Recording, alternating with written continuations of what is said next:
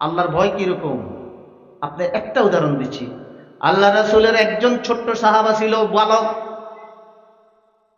অল্প বয়স্ক সাহাবা।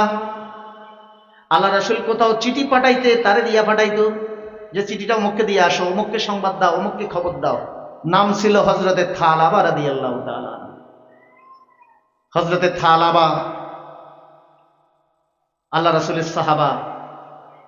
উনি মদিনার গলি দিয়ে হাঁটতেছিলেন। মদিনার গলি দিয়ে যখন হাঁটতেছিলেন, আমাদের দেশে তো এখন গোসলখানা হইল ঘরের ভিতরে, তখন তো আর এরকম ব্যবস্থা ছিল না। আগে আমাদের দেশে পুকুর ঘাটে গোসল করতো মহিলারা, হয়তো কেউ বেড়া টেড়া দিয়ে রাখতো মহিলাদের জন্য, পুরুষেরটা আলাদা থাকতো, মহিলারটা আলাদা থাকতো। কিন্তু তখন তো আরব দেশে এটাও ছিল না। তো কিছু কাপড় বা বস্তা টস্তা দিয়ে আমরা যেরকম গেরাও দিই, এরকম গেরাও দিত, এটার ভিতরে মহিলারা গোসল করত। তো উনি মদিনার গলি দিয়ে হাঁটতে গেলেন, হঠাৎ করে এরকম একটা গোসলখানার পাশে দিয়ে যাচ্ছিলেন। বাতাসে কাপড়টা একটু সরে গেল, ভিতরে একটা মহিলা গোসল করছে, উনার নজরটা গেছে সেদিকে, সাথে সাথে চোখ ফিরিয়ে নিলেন। এরকম কোন বেগানা নারীর দিকে নজর গেলে শরীয়তের দৃষ্টি হলো যে চোখ ফিরিয়ে নিলে তার গুনাহ হবে না। সে যদি মনের ভিতরে কোনো অনুভূতি না তাকায়, চোখ ফিরাই নিলে তার কোনো গুনাহ হবে না। উনি সাথে সাথে চোখ ফিরাই নিয়েছেন, উনার কোনো গুনাহ হয় নাই। এরপরেও নিজের মধ্যে এমন একটা অনুশোচনা আসলো যে আমি একটা বেগানা নারীকে দেখে ফেললাম। উনি মদিনা কান্না শুরু করে দিলেন। কাঁদতে কাঁদতে চিন্তা করলেন, যে চোখ দিয়ে আমি একজন বেগানা নারীকে দেখেছি, সেই চোখ দিয়ে আমি আল্লাহ রাসূল কিভাবে আমি সেই চোখ দেখাবো? আমি আল্লাহ রাসূলের কাছে আর যাব না। তিনি কাঁদতে কাঁদতে মদিনা ছেড়ে দূরে, অনেক দূরে চলে গেলেন।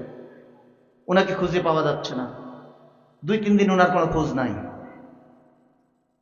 নবীজি বললেন, ব্যাপার কি, থালাবা কোথায়, খোঁজ করো। হযরত উমর, হযরত আলী ওনাদেরকে পাঠালেন, তাকে খোঁজ করিয়ে আনো। পুরা মদিনায় খোঁজা হলো, ওনাকে কোথাও পাওয়া গেল না। এরপরে আল্লাহ রাসূল বললেন, যাও, কোথায় আছে, দূরে হলে দূরে খোঁজো, আরো খোঁজো।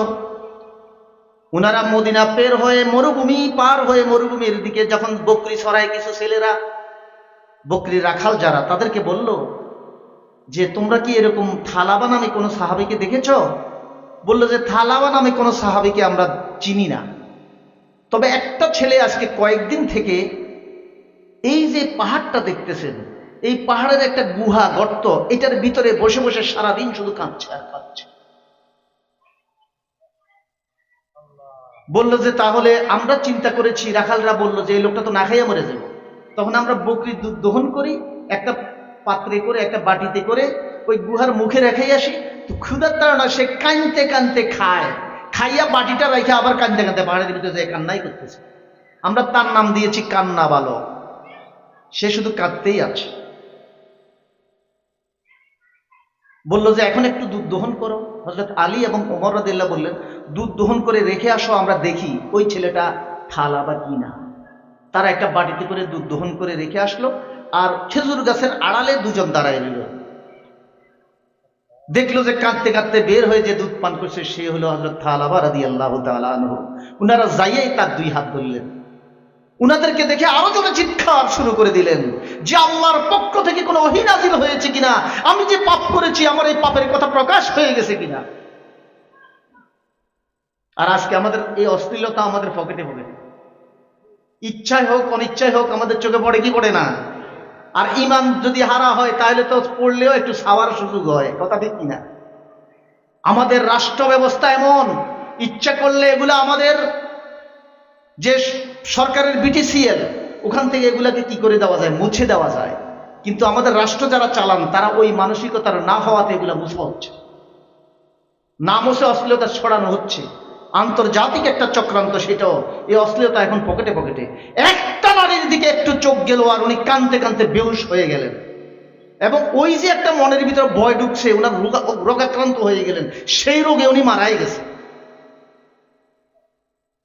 আর কত বেগানা নারীর দিকে আমাদের নজর যাচ্ছে।